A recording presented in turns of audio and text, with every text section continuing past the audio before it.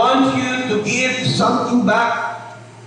And this is God's purpose for your life, and it is called your ministry or service.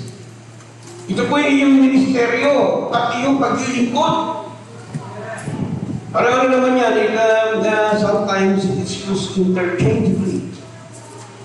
Nakakalitan, pero parang meaning yan.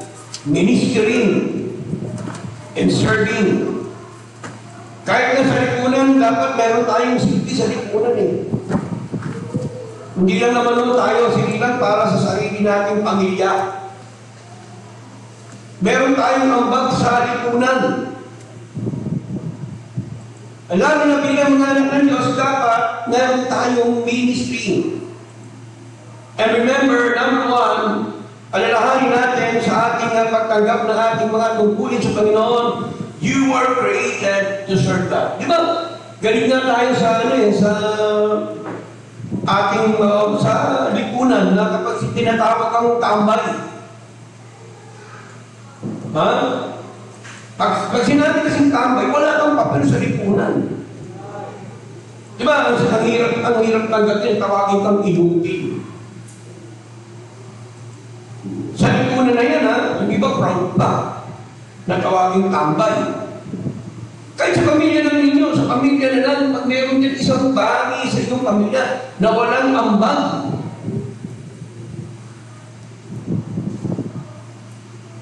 napakasakit naman nun kung kompleto ang pagagagawan mo kung wala kang papel na ginagampanan sa iyong tahanan. Hindi ka dun sinilang.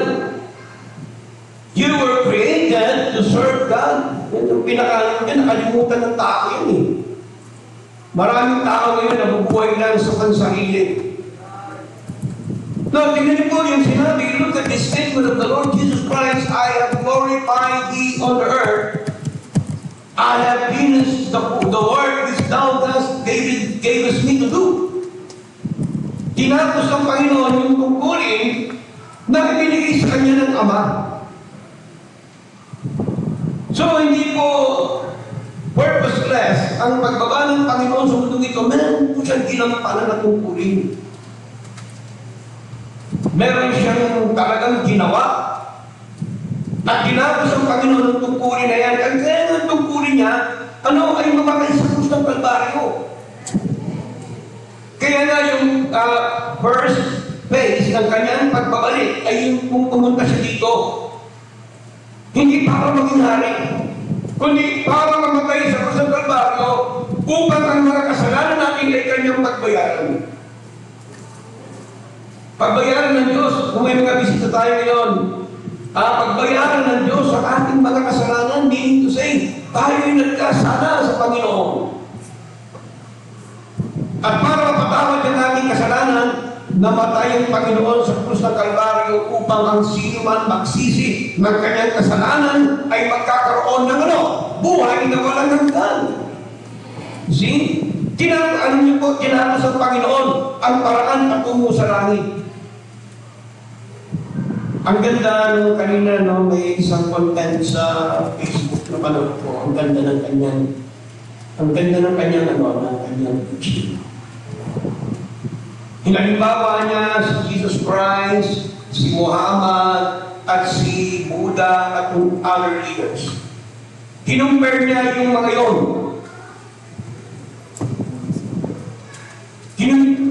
Kinumpare niya sa galing. Si Jesus Christ nagkiklaim galing sa Ama, galing sa langit. Amen? Si Muhammad nagkiklaim padala siya ni Allah. Ha? And then si Buddha naman, hindi pinakilala kung sino ng Diyos. Namun tayo sa pagtatlo.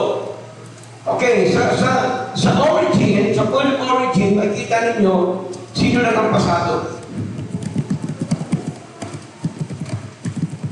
Sa buhay, sa morality ng kanyang pagkatao, si Jesus Christ, perfect. Hindi siya, una-una, tignan niya, hindi nga nag-asawa ang Panginoon eh. At sinabi ng Panginoon, sabi ng Biblia, sinless po ang ating Panginoon. O, tingnan naman natin ang buhay ni Muhammad. Ito, hindi ako nagbabanat ng anumang sekta. Yung sinasabi yung katotohanan lang. O, sa buhay, sa morality, si Muhammad nag-asawa ng 6 years old na bata. 9 years old na babae. Tapos, marami pang ginasawa. Kaya nga sabi ng preacher, ang ganda ng point niya, sabi niya siguro, yun ang ala nagpadala sa kanya, ganun ang morality. Kasi si Jesus Christ, sino kasi? Sino makapag-iligtas sa inyo? Kaya walang ibang makapag-iligtas. Even si Buddha, ano sabi ni Buddha? I am searching for the light. Naghahanap siya ng liwanag ng katotohanan, di ba? Nakita nga ni Buddha yung katotohanan nung siya punta sa wilderness. Yun ang kwento niya. But si Jesus Christ, ano sabi niya? I am the light. Jesus is the light of the world. Doon pa lang sa ganun gawin. Qualifications pa lang. Ang ating Panginoong Jesucristo ang siyang magiging makinang. Natapos ang Panginoon ng kaparaanan ng kaligtasan dito sa mundo. Kaya walang ibang tagapagligtas, kundi ang ating Panginoon. Yung mga Buddhist na jahanap ng katotohanan eh. Kaya nga parang ang fasting na lang nila. Nag-aaral sila ng light, parang upo, in Genesis. Nandirito na po yung katotohanan eh. Ang light nasa ating Panginoon, kaya hindi ka magmangan ang sambahin namin ng ating Panginoong Jesucristo. Worship Him in the Spirit and in truth. Kaya wala kayong makikita rito palatandaan na mayroong anuman dyan, kulto, sapagkat ang ating Panginoon ay sinasamba sa Espiritu at katotohanan. Kaya in fact, yung mga leader niya namatay. Pero ang ating Panginoon, nang namatay, nagkaroon ng resurrection.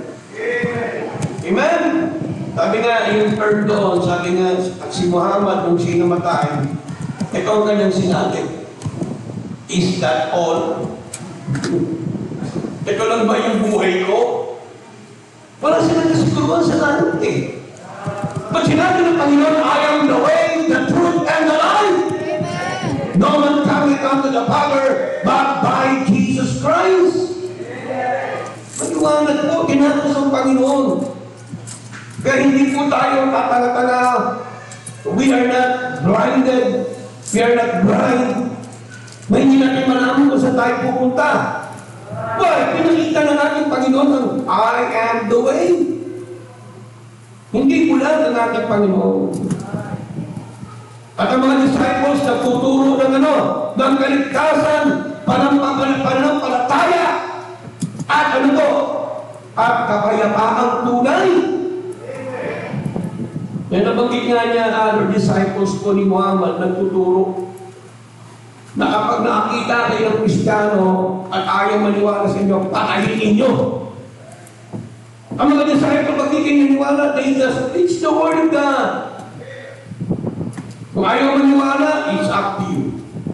Basta mga disciples, magtuturo lang sila ng salita ng Panginoon. Pero hindi sila papatay. Hindi pumapatay ang mga Kristiyano, yung tunay yung Kristiyano na kilala natin mali. Pero yung pagiging Kristiyano, pagiging Baptist, yun ang tamang Kristyanismo na ating natutunan. Hindi yan papatay. Hindi katulad ng Kristyanismo na mula ka natin na nag-originate kay Constantine, yun ang pumapatay. Kung pag-aralan niyo ang Vatican, nag-originate po yan sa demonyo. They worship Satan. Kaya, tinapos ng Panginoon ang kaligtasan ng ating mga kapatid. Kaya nga, kung tayo ay mananalig sa Panginoon, kaligtasan tayo. Now, you were created to serve God. Nung tayo nilikha ng Panginoon, atin siyang purihin. Di ba? Sa Garden of Eden. Anong sabi ng Panginoon kay Adam? and Eve. Tinutunan sila ng Panginoon to serve Him, replenish the earth. Kaya kung tayo po nabubuhay sa mundo ito na walang purpose sa buhay, kahabag-habag po tayo. At maraming taong ganyan ang kanilang buhay. Kasi mo, trabaho rin ng trabaho, after that, inom, and then pag edad, anda, pupuli lang doon sa wheelchair, and then pag namatay, walang silbi ang buhay. Alam niyo po, yung mga trabaho natin, pinibigay naman ng ating Panginoon para mabuhay tayo. Pero hindi yan yung gagampanan sa mundo ito. Marami yung nagkaroon ng mga tungkulin, pero hindi po yan. Yan ay tungkulin mo lamang sa mundo ito. Pero iba ho ang tungkulin ng pagkiling sa Diyos sa pamamagitan ng church. Dahil through the church eh. Tayo mga anak ng Diyos, through the church. Sinasabi lang yung mga sabatero, nagkiligod tayo sa Panginoon, hindi ho. Totoo yun sa bayan. Pero hindi sa Diyos. Dahil makapag-iligod lang tayo sa Diyos through the church. Sa pamagitan na ng simbahan. O tingnan nyo, nasa opisina kayo, pakantahin kayo doon, sa kilig-likod. Sabi mo lang, hindi dito sa church. Pero pag kumanta kayo sa church, dito kayo maawat, nag-iligod kayo sa Diyos. Talaga nakita niyo, Panginoon eh, ano ba ang mensahe na kinakanta mo? Minsan pa nga, kumakanta tayo na hindi natin alam na ang mensahe ay sa demonyo. So I'll give you one popular song na sa demonyo mismo kumakanta. Alam niya, I'll write the song. Sikat na sikat yan, imposible tayo mga 50s, hindi natin, mga sinilang ng 1970, hindi pa pwedeng, hindi niya nalaman yan. Yung tono, I'll write a song that makes the whole. Sa demonyo yan. Basahin niyo yung mensahe niyan. Si Satan mismo kumakanta. Inspired, si Barry Marto, inspired ni Satan. Basahin niyo. Maraming music ngayon sa demonyo. And sometimes even po yung mga Christian songs infiltrated na. Of course, not all the worldly songs ay galing kay Satanas. May mga kanta lang na pipiliin ninyo. Kaya kay Taylor Swift, sa demonyo na rin ang mga kanta lately. Dahil which member po ng Illuminati si Taylor Swift? See? Mahalaga ho, alam natin na tayo inilikha ng Diyos upang paglingkuran siya.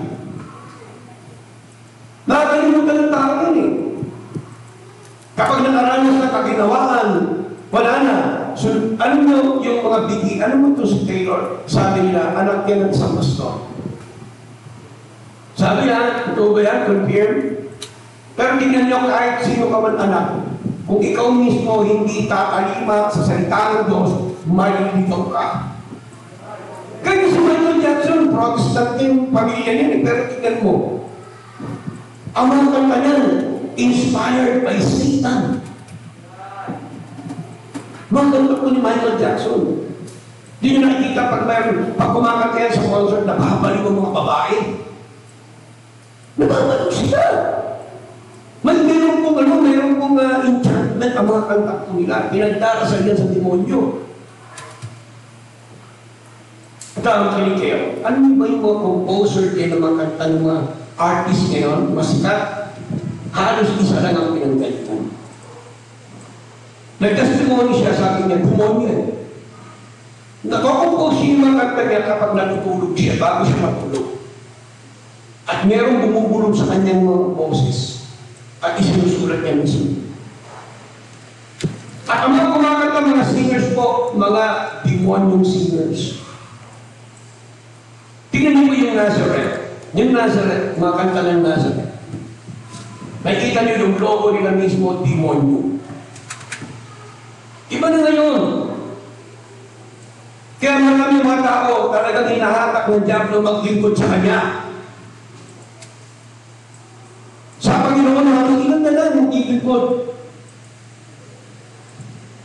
Kaya sabi ng Panginoon, tandaan natin in Jeremiah chapter 1 verse 5, tignan po ninyo. Ito yung purpose ng Panginoon sa buhay natin. Paglingkuran natin siya.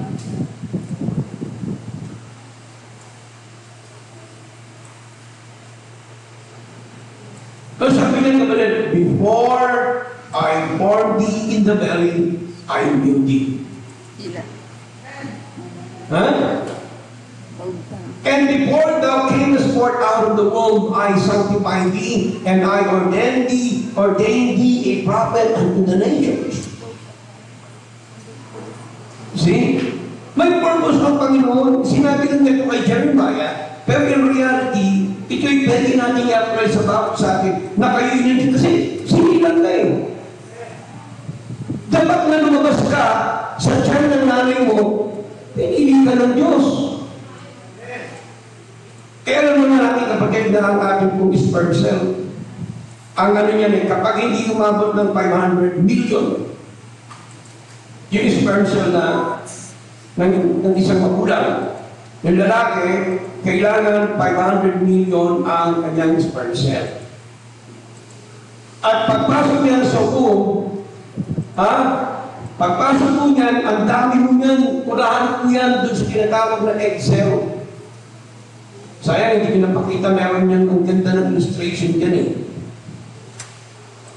Doon mo, habang dumadaan ka dyan sa YouTube, sa daanan ng tiyan ng nanay, marami yung mga antibodies, kinakain po yung yung sperm cell.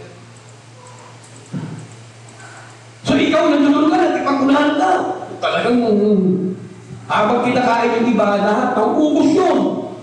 Yung 500 million, hanggang sa umunti na lang, hanggang sa ilang kapiranggot na lang yun doon sa egg cell.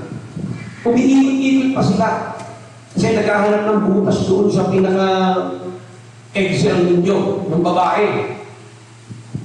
At kapag na-penetrate yun, nakapasok na yung isa doon sa egg cell, biglang sasara yun, ang lahat na maliwan, mamamatay.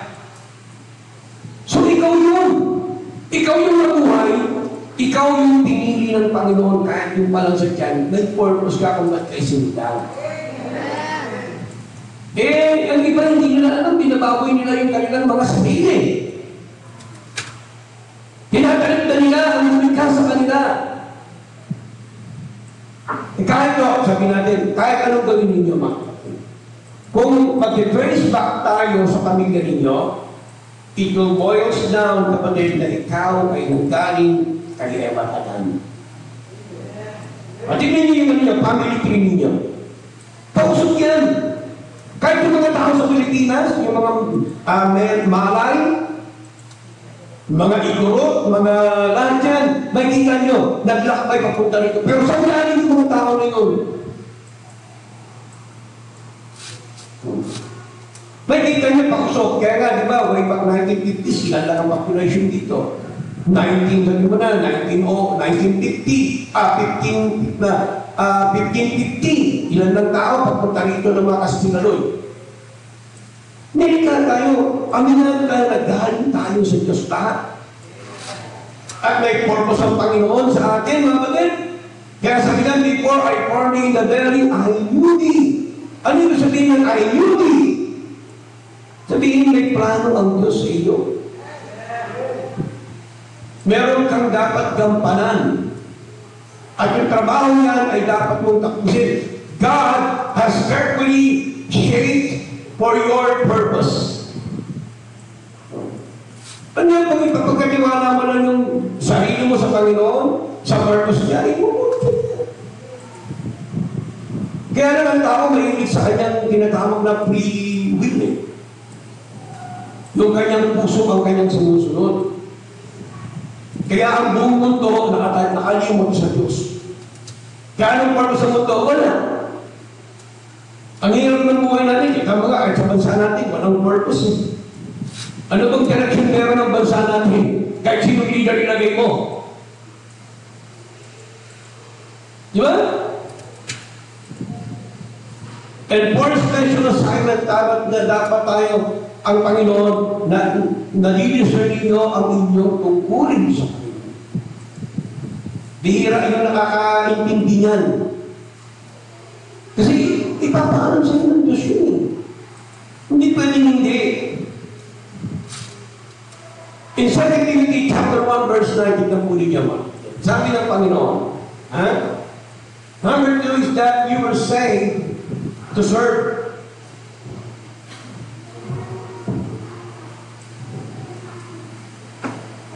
Una-una mapatay ang pangalawa, you were saved to serve. Niligtas kayo ng Diyos. Di ka na tayo sa pagiging anak na ng Diyos naman tayo, mga kapatid. Ngayon, natagpuan mo na ang Panginoon, binigyan ka ng Panginoon ng iglesia, ng church. Sabi niyan, kailangan mo naman mag-serve. Paglingkuran mo naman ang Panginoon. Hindi mo lang paglingkuran yung pamilya mo. Paglingkuran mo rin yung Diyos, aside from yun eh. Kasi kung tayo, laging papakulang tayo sa pamilya natin, nakakaligtaan natin ang gawain ng Panginoon. Tutok ka lang sa eskwela mo, nakakaligtaan mo ang gawain ng Panginoon. Diba? O, maganda sana eh. Kaya naman ako nag-aaral kasi para makatulong sa bayan. Carry to the Marines. Hindi tinitignan ng Diyos yung bukas mo ng pag-ilingkod. Ang tinitignan yung ngayon mong pag-ilingkod. Doesn't matter kung hindi ka nakapagbigay ng 1 milyon. Ang mahalaga ngayon, nakakatulong ka sa gawain. Kasi titiyain ko sa inyo. Pag kumikita na kayo 1 milyon, tignan ko lang kung makita pa kayo sa church. Tignan ko lang kung maibigay mo pa sa church yan. Huwag na tayo maglokohan. Kahit simple lang yan, piso lang yan, kahit ano pa man yan, kahit wala ka pang trabaho, may trabaho ka, serve God. Serve God ang kailangan ng Diyos ngayon. Sabi nga ng iba, may Christian, there is no tomorrow. And there is no future. Ngayon ka, ito lang yung nag-i-exist. Yung bukas, hindi yung nag-i-exist. Ito yung nag-i-exist. Huwag mong isipin yung bukas. Yan yung totoo eh. Ito yung totoo. Kaya yun ang hinahanap ng Diyos sa pag-ilingkod. Pastor, mag-ilingkod ako sa Panginoon kapag ako ganito na. Hindi yun. Ito yung tinitignan ng Diyos. In 2 Timothy chapter 1 verse 9, who has saved us? You see? Kita niyo po yung ligtas na? Kaya nga dito, past tense na yun, who has saved us. So kayo mga niligtas ng Panginoon na? Ano ba sunod yan sa verse 9? And called us. At tinawag kayo ng Panginoon with unholy calling. Alam niyo yung maglingkod sa simbahan? Holy yan. Yan minsan nakakalimutan natin eh. Pag bagay pertains to the church, holy yan. Kaya dyan nga nasobrahan ng interpretation yung iba natin mga kaibigan eh. Na ultimo lahat, kaya na pati yung leader nila, o bibigyan, isabihin natin, di ba yun po? Pag ikaw, religious leader ka, holy yun sa interpretation nila. Kaya nga kapag namatay yung pinaka-leader, ultimo tanin yan tinatapon, hindi yan tinatapon. Kasi ang magkaroon ka niyan, banal ka na. Tingnan mo, pumunta rito si Pope, nag-iwan niya ka ng isang bagay dyan sa isang simbahan, o sinamba na yun. Kasi holy yan eh. Kaya magkaroon kayo ng sapatos dito, ma-accidenting manakaw niyo sa Vatican yan, ay bibilin sa inyong kanya. Holy yan eh. Kaya nga diba yung mga bagay na ginamit sa church, ultimo nga yung baso, holy grail. Yung baso daw na ginamit ni Kristo sa pag-inom niya nung nagkaroon sila yung chalice, nagkaroon ng Lord's Supper. Ngayon, na-preserve nila, holy yun. Mali na yung ganung interpretation. Siguro, mayroong bagay as archaic, pero not as much as parang holy na ginagawang banal, pinagsasambahan na.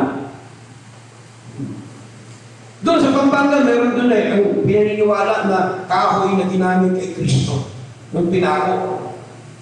Nandun ngayon, kaya ang tao naman doon, nakatagod sinasamba. Hindi po ganun ang interpretation natin yan. Then you say, lahat ng gagawin mo na involved sa church, holy. Banay yan. Yun ang hinahanap ng Diyos sa inyo. Yung pag-awit nyo dyan, that is holy. Yung pagbasa ninyo ng Bible reading, that is holy. Kung magbasa kayo ng Constitution doon mismo sa Senado, hindi holy yun. Yun ang pambansang tungkulin. Pero once na gumawa ka sa simbahan, sa iyong iglesia, that is holy. Yung paglilingkod sa bayan bilang barangay captain naman, hindi po yung kabanalan. Sapagkat hindi involved ang simbahan yan. Yan ay moral responsibility ng isang mamamayan. Pero yung kapag ikaw, yung buhay na connect sa Diyos, yan ang hinahanap na Diyos sa atin, yung serving Him. Nagbigay kayo ng bulaklak, amen, that is holy. Magbigay kayo ng bulaklak sa fiesta, that is not holy. Pero yung pertaining to church, ginagawa ninyo, that is holy. Markado ng Panginoon yan. Sabi ng Panginoon, your labor is not in vain. Magpagal kayo sa libutan, hindi included yan. Kasi, kaya, nagkatrabaho kayo. Pinapalitan naman kayo eh. Di ba may siyempre kayo dahil nagkatrabaho kayo? Hindi holy yun. Pero kumita kayo, tinulong nyo sa church, that is holy. Piniglingkod nyo sa Panginoon. Kaya nga pag naglingkod ka sa Diyos, walang bayad yan. Ang bayad yan, doon sa langit, pagpapala ng buhay mo. Inaanap ng Diyos, sabihan, who has saved us? Niligtas kayo ng Panginoon at tinawag kayo with an holy calling, not according to our works, but according to His own purpose and grace. See, hindi na sa ating mga paghisikan. O iba sa inyo, nag-aaral, maging architect, maging architect kayo. Pero sa Panginoon, iba. Hindi dahil sa mga ginawa ninyo. Walang qualifications ang paglilingkod sa Diyos. No amount of qualifications ang pwede sa Diyos. Hindi dahil doktor ka, o ganito ka. Wala dyan, hindi yan pinipili ng Panginoon. Ang sa Panginoon, yung ating buhay. At sige pa tayo. Pwede tayo maglingkod sa Panginoon. Amen? But according to His own purpose and grace. Kaya nga, grace it. Yung tungkulin ninyo sa Panginoon, biyaya yan. Bakit naman biyaya? God is holy. O, ang dapat na maglingkod sa Kanya. Banal din. Pero dahil nga ang Panginoon namatay sa atin, binigyan tayo ng karapatan, ng kapatawaran, naging karapat dapat tayo because of the blood of Christ sa paglilingkod niya. Alam niyo, napakabugin ng Diyos. Bakit ka mo? Minsan pumunta ka sa Malacanang para makarinig ka ng salita ng presidente. Kailangan na special ka. Kung tayo sa Senado, yung sona lang. Hindi ka pwede pumunta doon yan. Kaya huwag kayo magkapaniwala dyan. Yung salitang, ang desisyon ng gobyerno atin yan, alokohan yun. Yung sinasabi ni Pinoy noon, ang Malacanang ay open sa inyo. Ang si Duterte, open. Tatantaduhan yan. Pumunta ka na doon. Kung makapasok kami dito sa isang hagdan, parang ng Malacanang. Kung hindi ka espesyal na tao, o sige, Sir Bersosa, pumunta ka doon. Alright. Sino ba tayo? Tayo nakaapak doon. Alam mo yung security doon? Ilang level? Pagpasok ko pa lang doon sa Jones Bridge, may level na doon. Mga marines. Bago ka makapasok, check. Okay, pasok. Pagpasok mo doon, bago ka pa lang makapasok, ito na Malacanang, may palabagong checkpoint na naman. Pagpasok mo, may checkpoint na naman. Hanggang doon sa hagdanan, may mga nakatayo doon. Nakala mo mga sinaunang sundalo. Bago mo makausap ng presidente, may appointment ka doon. You see? Siguro, pwedeng makadiretso din yung anak. Tsaka yung asawa. Pero kung hindi tayo kinala, hindi mo kahit sa pagsumba natin sa Diyos, sino tayo para purihin ang hari ng mga hari? Biyaya ng Diyos. Nandito tayo, pero kahit gano'n, tinawag pa tayo ng Panginoon sa kanyang biyaya. Kaya ang sarap paglingkod doon tayo, tinatawag ng Panginoon. Bilang kanyang mga anak. Yung iba ang ginagawa, pinababay kahit pagsamba, hindi nakikita sa church. One day, magsisisi kayo. Sabi nga, one time, tinanong ko si Ian, diba tinanong natin tinanong ni Mama si Congressman, si Pastor Abante. Alam naman na natin yan, kaya lang tinanong namin. Pastor, ano ba ang patunay na may Diyos? Anong totoo na? Anong patunay na may Diyos? Isang sinabi niya, may Israel. Mayroong bansang Israel. Kaya malalaman na may Diyos ng Israel eh. Sa magaling ng Israel? Sa Diyos! Tinawag na sa Abraham. At pinanganak ni Abraham si Isaac. At si Isaac si Jacob. Hanggang sa dumating, hanggang ngayon, meron silang lineage, kumpleto yan, galing sa Diyos yan ng bansang Israel. Kaya paano mo apihin yan?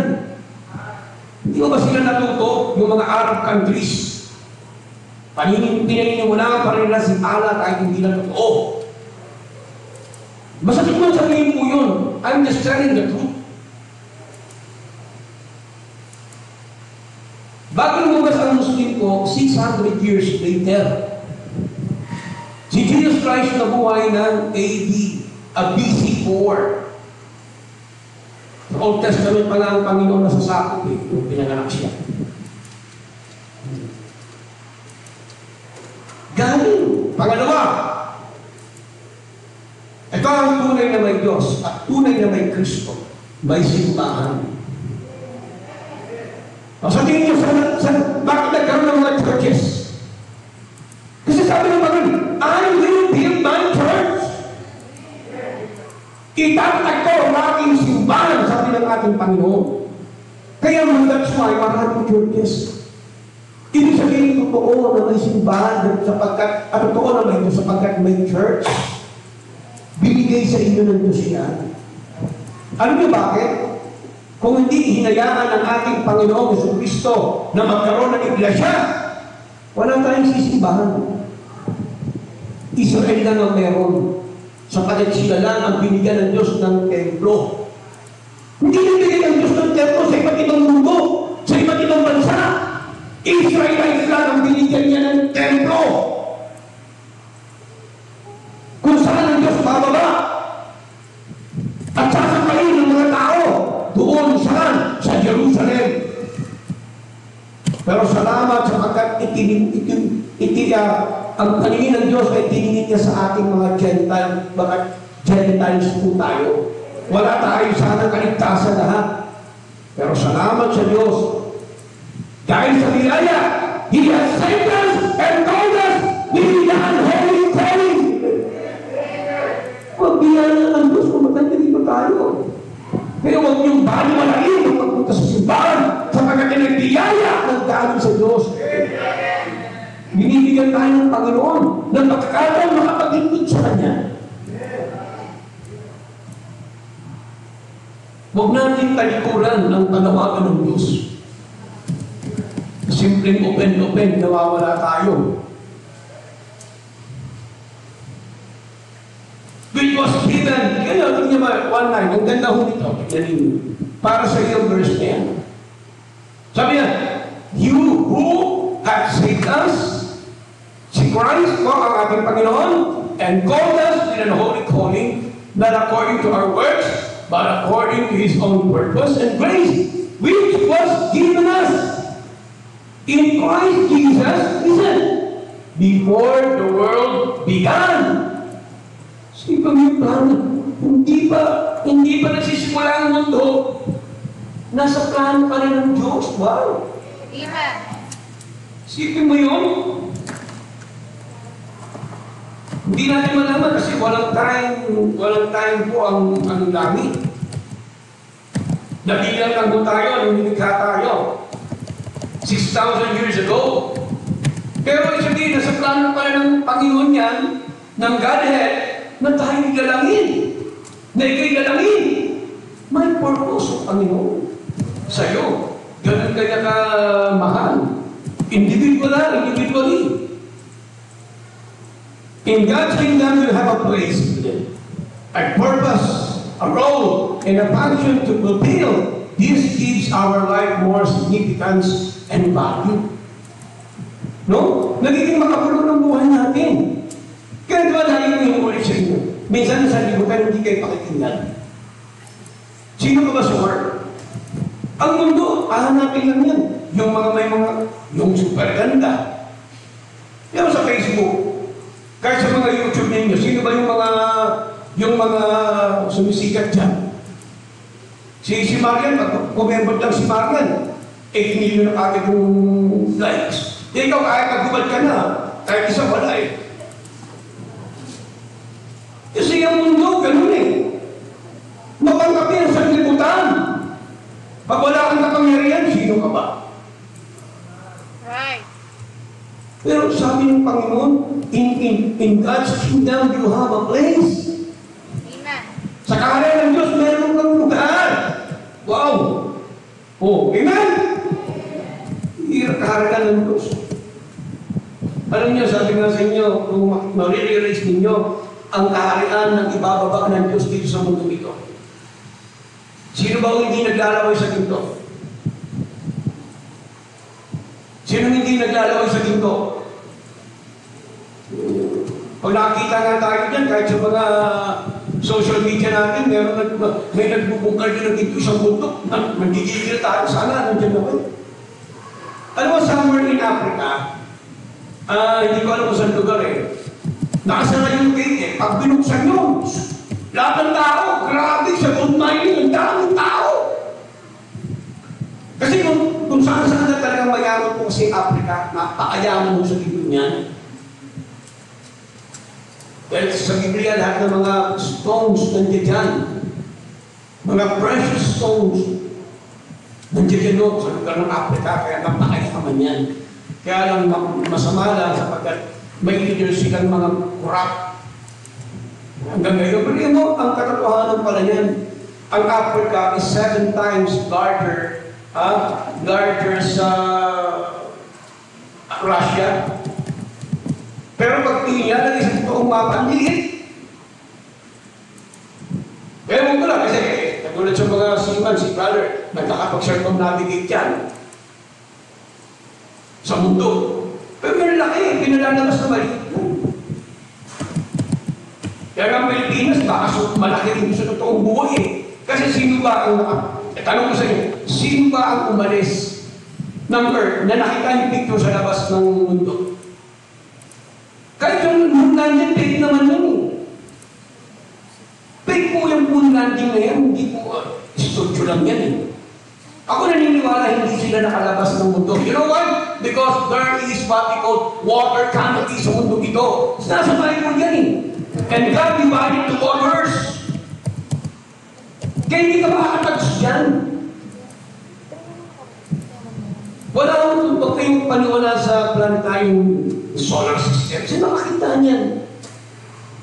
May lumabas ba na nakita yung solar system? Gaano kalalim yung spaceship? Ngayon, tinatanong yung NASA yung technology ng paglipad at pagbaba dun sa moon. Nawala daw. Kaya wala, bola-bola na lang kayo. Tanong nyo sila, ba't hindi makababa ngayon sa moon? Wala naman. Bakit kung nakababa sila ng 1969, dapat nakababa pa rin sila hanggang ngayon? Eh, wala naman kayo. Right. O, yun na. Pero mo, for almost ilan yun? 50 years?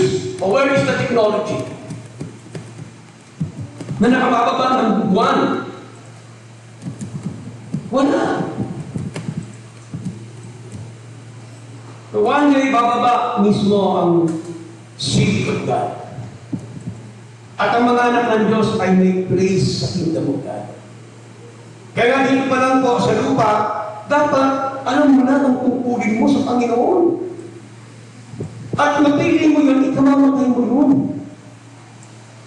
Na ginagawa mo yun, kung ang tungkulin mo ay maging encouragement sa church, na lagi ka na sa church, gawin mo yan. Amen. Kaya nga, amen, praise God. Kita mo, meron tayong 3 singers dyan, in-appoint, hanggang ngayon, kanta ng kanta. Maganda ngayon, ugod-ugod na kayo, kuba na kayo, kumaan na kayo. Makanta kayo sa Panginoon, praise God. Si Jesus Christ po, ikinamatay niya at tungkulin niya. Do not leave your post. Katulad yan, ang isa katulad yan, sa isang barko, maraming tungkulin dyan, kanya-kanya sila. O, alam na yun yung Sir Peter yan. Hindi pwedeng wala. Hindi ko alam ko, 3 kapitan din, hindi ko malaman eh, kasi meron engineering dun sa makina sa baba, meron engineer sa chef, heavy din yun, meron naman yung kumokontrol ng lahat. May mga tungkulin, hindi pa pwedeng nasa barko ka, wala kang tungkulin, may tagatanggal ng talaba. Ngayon yung pagbarko kasi nasa likod niya yan, meron kang magtatanggal ng talaba eh. Siyempre sa LEC, hindi ko pwedeng, hindi mo rin isip yan, dahil maraming umiikot dyan ng mga kung ano-ano sa ilalim ng dagat. Babagal ang takbo ng barko. O pag nandiyan naman, may mga talaba na sa gilid, o tikikita, may tagatanggal yan, panaginis, may tagapintura. Hindi naman pwedeng hindi pinturahan yan, hindi yung hangin ng dagat. Malakas magpakalawang yan. O sa Diyos ganun din, meron kayong parte. Meron kayong tungkulin na binigay ng Panginoon sa inyo. Amen? That this gives your life more significance and value. Kaya ang isang tao, ito sociology na lang, sa social natin, kapag walang religion ng isang tao, walang halaga ang buhay mo. Ang tao talaga, basically, ang tao, naghahanap yan ng religion, makinig kayo. Naghahanap pala yan ng Diyosin niya. Kahit po yung mga atheists, may religion din po yan. Ang religion nila, yung atheist. Atheism, yun ang sinasamba nila, yung pagiging walang Diyos.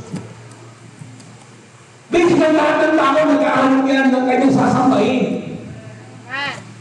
Pagtingin mo sa mundong ito, meron ka man nakita sa mundong ito na walang Diyos.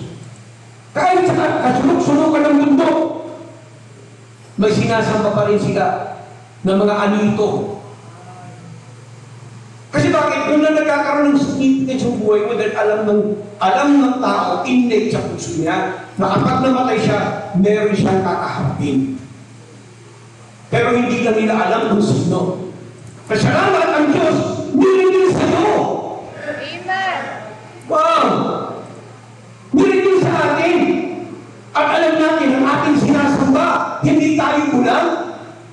Kaya natin buhay, merong significance. At may value. Kaya na habang tumatanda ang tao, nagiging lalong religyoso yan, lalong nag-iibig sa Panginoon. Baliktad sa atin, kung kailan tumatanda, may mga Kristyano na wala sa church. Honestly, kapatid, nung ako bata pa na, dami ako nakikita sa dati natin religion na mali, pero tignan mo mga matatanda, lalong nagiging matibay sa kanilang kahit mali na yun, ha? Ganun ba kalakas ang mga bato kaysa sa tunay na Diyos? Tayo ay tunay na Diyos tayo eh. Ano mo sa atin na? Simple. Ano mo ba? Di ba, dito sa Cavite natin na. Puso yung fiesta eh. Right. Pag bawang fiesta, meron yung inaasal na. Hermano Mayor. Tingnan mo, pag ikaw, tinawag ang Hermano Mayor, proud yun. Bakit? siya ang magpapakain sa buong barangay. Masaya sila kahit umuupo sila. Talagang proud sila pag nasa ikaw sa buktaw na ito, ikaw ang hermano. Dito pag inasay mo, sister, ikaw may pakain tayo, nagtatago na eh. Ay, yung grabe ka naman, 50 pesos na nga lang ibibigay mo, nagtatago ka pa. Amen. Sino bang mas matibay? Bato o Diyos? Parang yung bato yata ang ano. Sino ba sinasamba ng mga tao? Mga patron nila. Pero kung nila, ano ba? Ang isa naman, alam niyo ba yung ano lang, yung, ano ba tawag yung mga banda? Band? Alam niyo ba magkano bayad doon? Sa isang banda lang yan. Minsan kapag ang hermano ngayon, congregation, 3 banda yan. Right. Ito alam niyo na ano yan eh. Kasi ito sila Mark, dating kapitbahay na yung mga nasa India. Magkano ang isang banda? 250,000! Bihira ito. No, pero ang hermano mayor, tuwan-tuwa yun. Tuwan-tuwa siya tawagin na hermano mayor. Amen? Barangay pa yung pinakain nun. At hindi pa totoo yung Diyos. Ikaw totoo yung Diyos mo eh. Amen. Ba't ito paglingkuran mo siya? Amen? Ito nga pag may birthday, nagtatago pa. Huwag tayo. Kakain ng mga membro ng tatakaw. Grabe ka naman.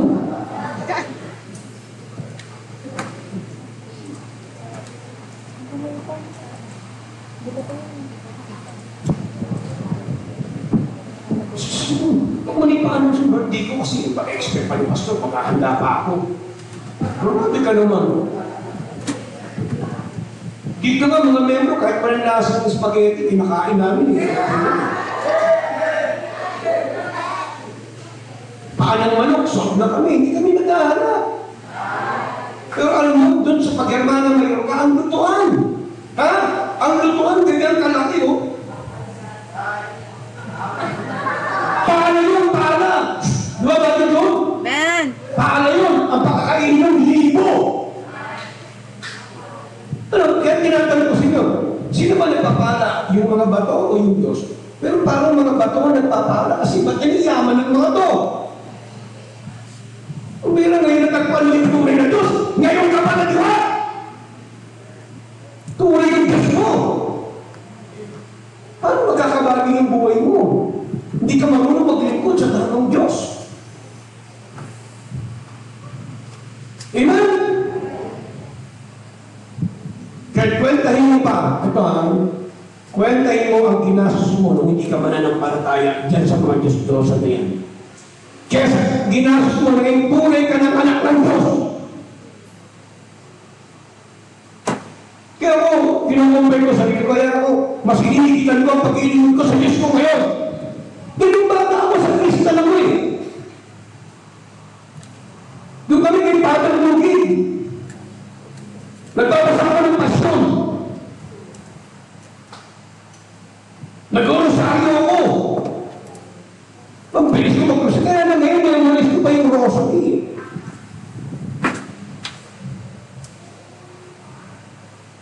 Ang mahal ko ba yung rosary? Padalong yung kagaya ng Jesus. Santa Maria, ang gano'n na parang bulungan eh. Pero ngayon, alam na natin ang katotohanan ng Diyos. Matatakot ka ba bang paglingkuran mo yung tunay ng Diyos? Totoo yung Diyos natin eh. Eh kung hindi ka kumbinsido, huwag ka maglingkod. Ako ayaw ko yung mananampalataya ako kasi hindi ko sigurado. Hindi ako sigurado sa pagiging baptist ko, wala alis ako dito. Hindi ayaw kong mabuhay sa mundo ito na budak. May problema, pinag-aralan naman natin lahat ng sekta eh. Baptist lang talaga, nagtulungan, nalaman, nagtulungan. Basta tama tayo ng Diyos. You were saved to serve God. Amen? Though salvation, our past has been forgiven. Our present is given meaning, and our future is secured, so that more can you ask. What more can you ask for? Oh, ligtas ka na. Pinatawad na yung mga kasalanan mo. At ang kinabukasan mo, sure full ka na. What? You are bound to heaven. Ano ba makakatakutan mo? Paano ka pa hindi lulusong sa pag-iingkod sa Diyos mo? And then, number 3, you are called to serve God. There are no significant ministries in the church. Some are visible and some are behind the scenes, but all are valuable. Small or hidden ministries often make the biggest difference. Alam niyo po, sa paglilingkod sa Panginoon, walang malaki, walang mali. Kahit hindi nakikita ang ginagawa mo sa Panginoon, malaki na. Hindi ibig sabihin ng pastor ay malaki na ang kanyang paglilingkod, hindi o. Dahil lagi nakikita si ganito, hindi. Kahit hindi nakikita ang ginagawa mo, may bearing po yan sa mata ng Diyos.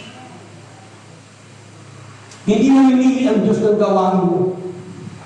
Ang mahalaga, alam mo ang tungkulin mo at ginagawa mo yan para sa Panginoon habang nabubuhay ka. Amen? Ano ba isang medium woman na talagang kahanga-hanga? Ano ang pangalan niya siya, Chadeli? Kasi sa mga hinahangaan ko eh. Kasi, bata pa tayo, di ba? Nagpapapay ka na yun. Chadeli. Di ba? Sa iyo, meron kang 200. May istorya mo ha? Pag napakinggan mo yun, maganda. Alam mo ba, edad niya halos 90 anyos. Ganun niya kamahal ang kanyang trabaho. Pero 92 years old. Yung araw niya, pumasok pa siya. At habang nandun siya sa mikropono, doon na lang bumagsak yung kanyang yung siya naman. Sa pag-ibig niya sa kanyang trabaho. Na hindi mo niya tinitignan na trabaho eh. Vocation mo. Diba ang salat ko pero siyempre, walang hihigit pa sa ating Panginoon. Sa verse na binasa natin, I have glorified thee on the earth. I have finished the work that thou gavest me to do. Pinapos ang Panginoon. Kaya diba, sinabi niya doon sa Cruz del Calvario, sabi niya, Peperas tayo. It is finished. Masarap yung alam nyo, ito, honestly, marami tayong sinimulan hindi natin natapos. Ang marami sa atin, di ba? Iba pa nga, ang daming kurso na pinuha. Pero walang tinapos. Marami tayong sinimulan na hindi natin natapos eh. Alam mo, isa lang dapat ang bagay na tapusin natin. Kung maaari sa ibang bagay, nagpipail tayo. Pero ito dapat ang huwag mong iwanan.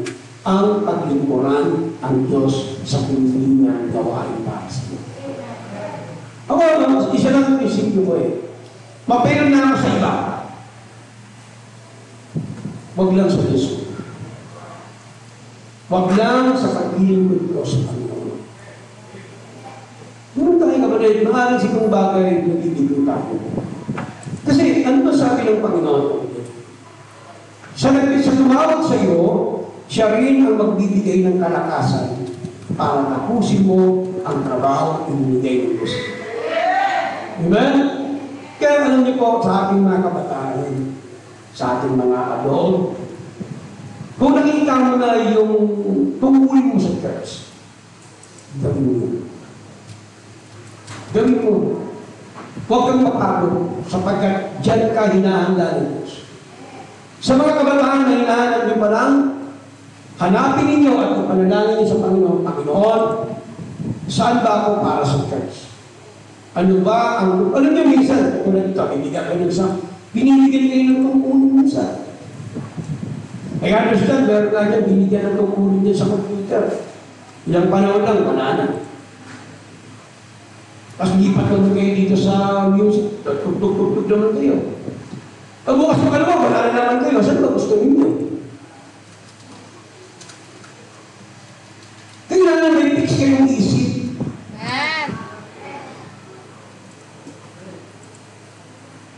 Kasi tandaan nyo, hindi kayo lalago sa buhay kung palindag-lundag kayo. Patalon-talon ng gusto. Kailangan pag nakita mo, pinanalangin mo sa Panginoon, steady ka doon. Tapusin mo. Magtuturo ka, di mo alam. Di ba? Hindi pa lang kung anong gagawin. So, hindi ka doon pinili ng Diyos sa ganung uri ng patag-patag. Pinili ka ng Diyos sa isang ministry, magagampanan mo hanggang sa kamatayan. Amen? Yun ang sinasabi ni Jesus Christ. I have finished the work which thou hast given me. Yun ang may karangalan. Tayo natin tumayo, manalangin sa Panginoon.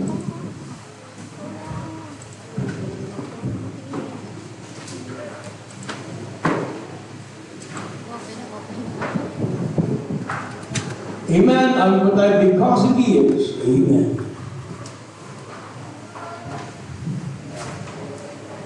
Because He is, sabihin po natin ang ating buhay. God sent His Son. Amen. Ready? Ready, sing. God sent His Son.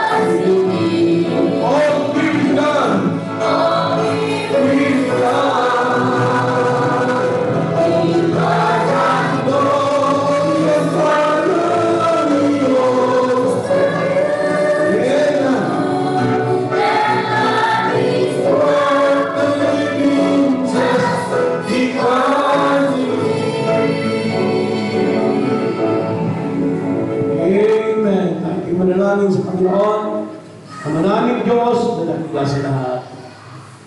Maraming salamat po sa oras nito. Salamat naman sa pagkain. Pinili mo kami na maglingkod sa iyo. Salamat sa kaligtasan na meron kami ng aming kaluluwa. Muli ikaw, Diyos. Pagtagumpayin mo, Panginoon, ang aming mga gawain na iyong tinatang sa aming balita. At magampanan namin ang aming paglilingkod sa iyo na may katapakan at katapatan. Ama, pagpalain mo po ang bawat isang membro, mga anak mo, ingatan mo po. Kung may mga karamdaman sila, Panginoon, na iyong pagalingin, lalo na si Lola, pagalingin mo po ang kanyang likod. At ganoon din, Panginoon, ang mga kapatiran na mga may trabaho, may mga negosyo, pagpalain mo, Panginoon. Pagpalain mo ang buong bagako namin na paglilingkod at pagsamba sa iyo. Inaalay namin sa iyo ang lahat ng ito. Ibinabalik namin sa iyo ang lahat ng papuri at salamat sapagkat ito po ay aming dalangin sa pangalan ni Jesus. And all the people say, Amen. God bless you, brothers and sisters. Ingat po kayo. Nagpalain kayo ng Panginoon. Praise God.